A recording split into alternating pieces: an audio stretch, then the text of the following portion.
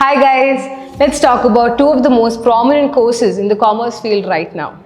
Association of Chartered Certified Accountants ACCA and Certified Management Accountants of the United States CMA USA. Here are 5 major differences between ACCA and CMA USA. Point number 1. ACCA focuses on a comprehensive understanding of accounting, finance and related areas on a global scale.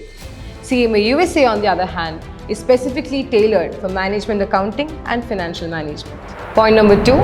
ACCA is a globally accepted qualification under the Association of Chartered Certified Accountants based in the UK, whereas CMA USA is awarded by the Institute of Management Accountants based in the US. Point number 3.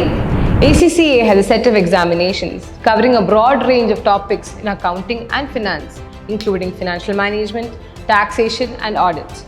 It is a paper-wise examination. CMA USA, on the other hand, is a 2-part examination focusing on financial planning, performance, control, and decision-making. Point number 4.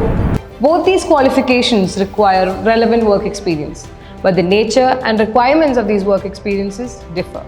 ACCA's practical experience emphasizes on a broad range of accounting and finance functions, whereas CMA USA's experience is geared towards management accounting functions.